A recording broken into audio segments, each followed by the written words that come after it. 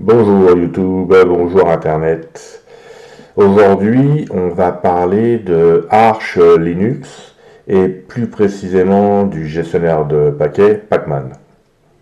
Alors, on peut, et je vous conseille, si vous vous posez des questions sur le fonctionnement de ce gestionnaire de paquets, c'est d'aller lire le manuel. Donc, on fait un man Pacman.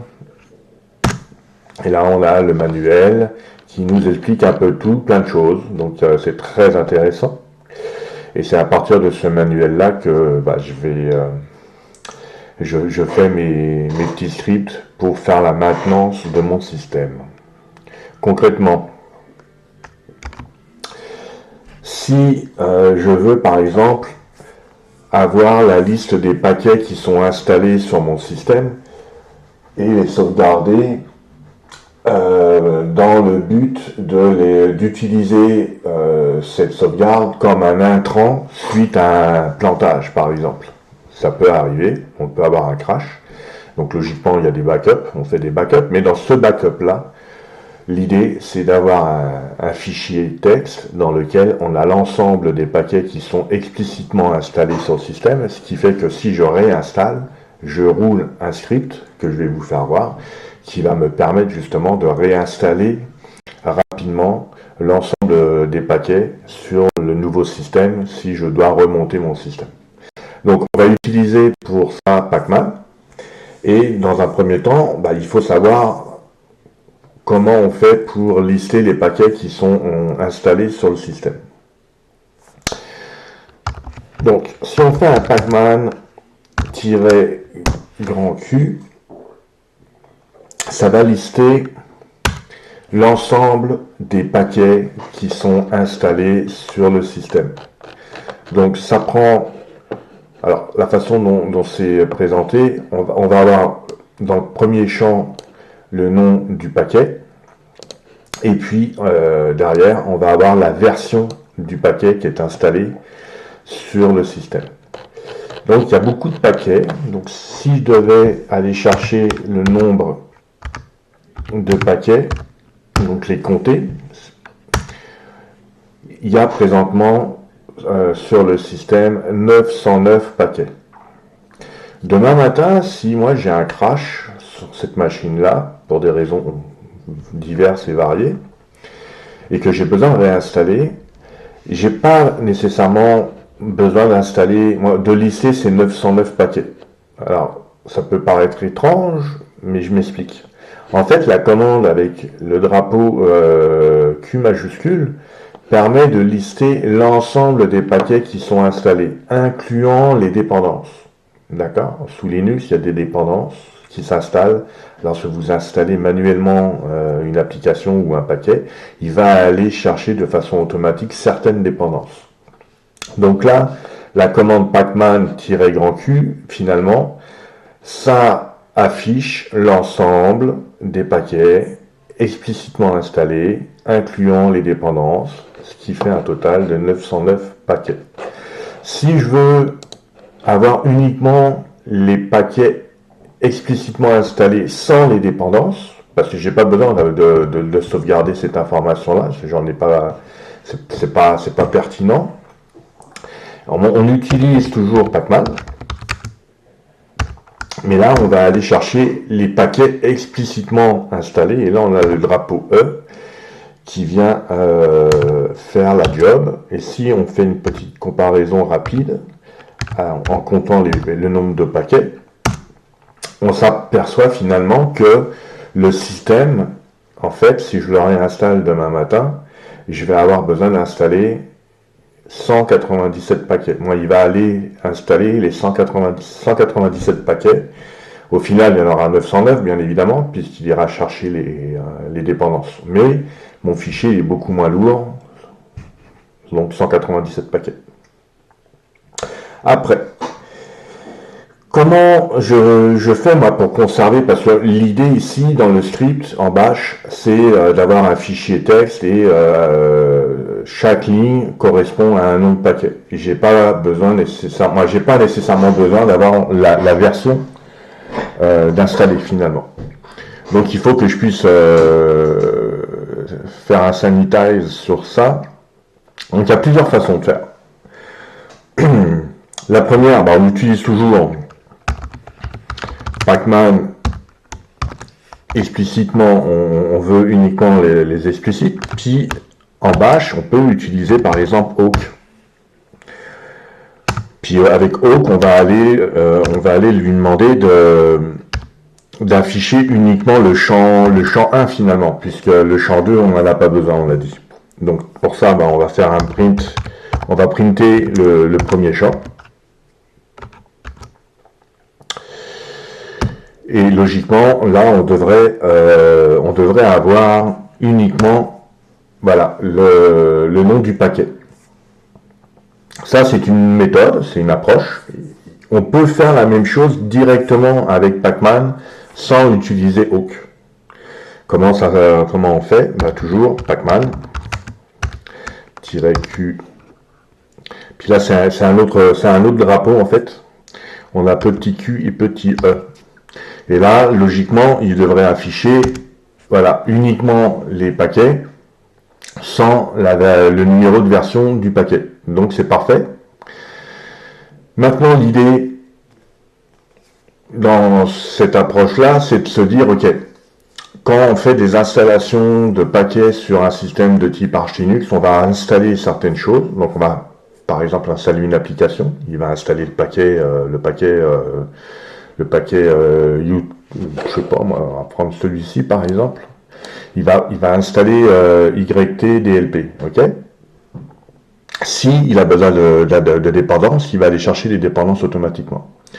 Puis au fur et à mesure, bah, il y a peut-être des paquets qui vont être ce qu'on appelle des paquets orphelins. Ça veut dire qu'on a désinstallé certaines choses et on n'a pas désinstallé correctement, par exemple. Et il y a peut-être des paquets qui sont encore présents sur le système, qui occupent de la place, mais qui sont plus utiles.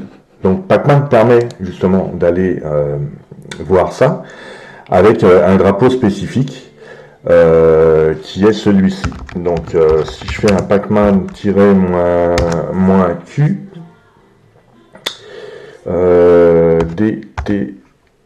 DT, je pense que c'est ça. C'est tout ça? Ouais. Voilà. Donc là en fait, il m'affiche uniquement les paquets qui sont considérés comme orphelins et qui sont plus utiles au système pour qu'il puisse fonctionner correctement. Donc je pourrais finalement supprimer ces paquets-là, mais il faut quand même faire attention. On peut faire des bêtises et casser son système si on va supprimer des paquets qui sont encore nécessaires. Donc l'idée après, c'est d'aller chercher un peu plus d'informations sur le paquet. Et là, encore une fois, Pacman permet en ligne de commande de faire des choses, donc avec un i pour information, puis d'aller chercher l'information du paquet, par exemple, Canterel, font, ok. Qu'est-ce qu'il fait en hiver, lui? Canterel font, on s'aperçoit que il est requis par rien, en fait. Donc, mon système est un système installé en langue française, hein, donc habituellement, par défaut, si c'est en anglais, vous allez avoir tout le descriptif en anglais. Mais bon, vu que je suis au Canada, particulièrement au Québec, et que j'ai la loi 101, dans mon environnement professionnel, quand j'ai ma compagnie, j'ai pas le choix de travailler en français, si je veux pas avoir de problème. Donc, c'est marqué en français. Donc, puis là, ça veut dire requis par, c'est requis par rien du tout. C'est optionnel pour rien du tout. Donc, bon, concrètement, ça veut dire que je peux supprimer ce paquet. Et on l'a dit que, on le voit ici, c'est installé comme une dépendance d'un autre paquet. D'accord? Et puis, c'est validé par des signatures. Pourquoi? Parce qu'en arrière, tout fonctionne à partir de signatures de type PGP. Donc, c'est bien, hein, la ligne de commande. Facile. Ça marche bien. Bref. Si maintenant, je vais voir le script dont je vous parlais, en fait, j'ai déjà fait, pour gagner un peu de temps, comment il se compose de quoi finalement? Il se compose de plusieurs comment on appelle ça? Des fonctions en fait. J'ai fait plusieurs fonctions. J'ai fait une fonction pour exporter, une fonction pour installer. Et je valide comment est exécuté le script finalement, et tout dépendamment si on l'exécute tout seul ou si on met une commande en arrière, il y a l'usage qui va s'afficher. Donc s'il n'y a rien, il va nous dire que il faudra rentrer exporter pour exporter.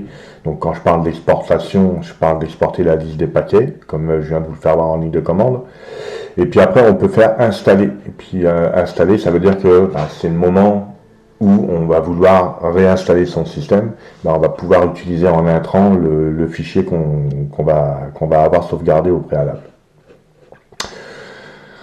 Ensuite, c'est plutôt assez simple dans l'approche. On utilise un case et tout dépendamment de ce qu'on rentre, on va aller exécuter la fonction qui est liée au nom, donc exporter ou installer.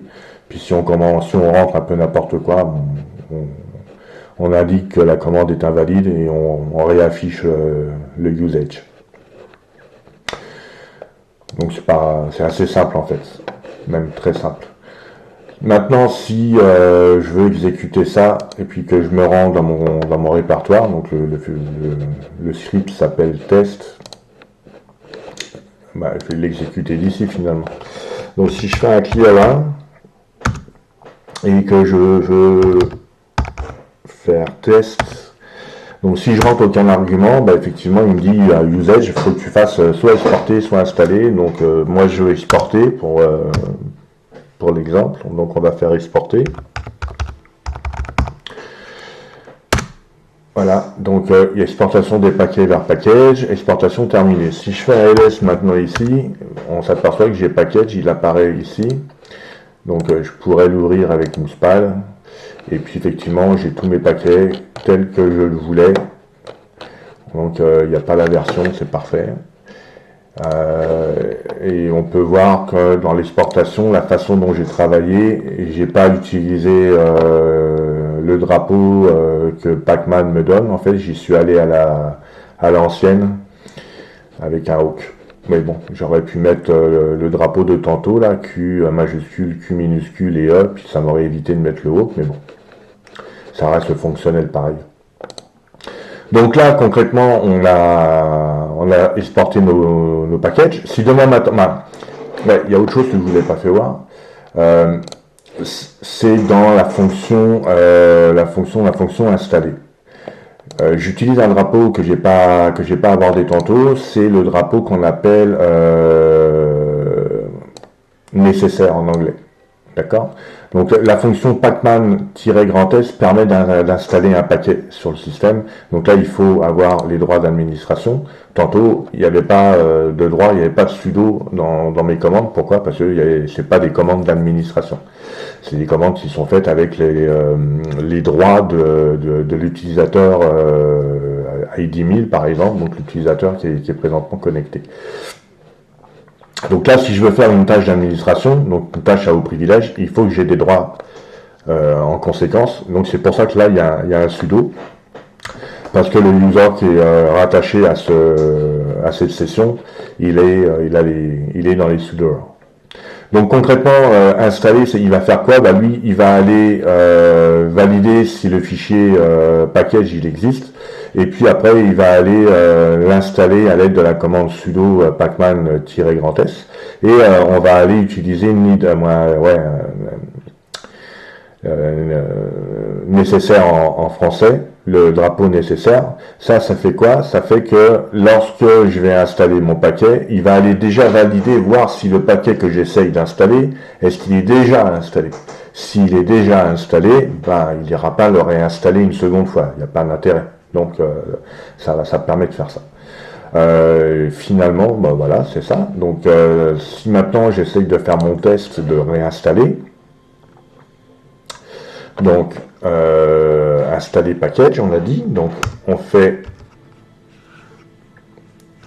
pas exporter cette fois-ci, on fait installer et on appelle package qui est le nom du fichier utilisé en intrant. Donc avec un S. Donc normalement vu que je réinstalle sur un système où il y a déjà tous les paquets, ça devrait être assez rapide et il devrait me dire que tout est déjà installé finalement. Donc on va voir si ça marche. Donc là, vu que c'est une commande en tant que sudoer, il faut une commande, c'est une commande d'administration. Et j'ai besoin de rentrer mon mot de passe. Et voilà, donc il a fait le travail, donc c'est assez rapide, hein, c'est très efficace. On s'aperçoit que il ignore toute l'installation de l'ensemble des paquets. Pourquoi? Parce que mon système est à jour. Déjà, parce que le paquet il est déjà présent, mais j'ai aussi la dernière version qui est à jour. Si j'avais roulé cette commande-là et que, par exemple, mon YubiKey Manager, la version 1.5.8.01, en fait, la dernière version, ça serait 1.5.8.0-2, là, il aurait fait la mise à jour du paquet YubiKey Manager. Mais là, c'est pas le cas, je maintiens mon système à jour, donc c'est ça. Donc c'était juste ça, l'idée de vous faire voir un peu comment fonctionne le gestionnaire de paquets Pacman, qu'il est très efficace et efficient en ligne de commande. Donc on peut rajouter des surcouches de façon à utiliser des interfaces graphiques. Personnellement, je trouve que ça n'a pas d'utilité pour moi, dans mon day-to-day en tant que gars qui maîtrise un peu la ligne de commande, je vois pas d'intérêt. Mais pour un débutant, ça pourrait être intéressant. Donc il existe des choses qui permettent de manipuler Pacman, mais à l'aide d'une interface graphique. J'espère que cette approche vous a plu, et puis je vous dis à la prochaine. Salut!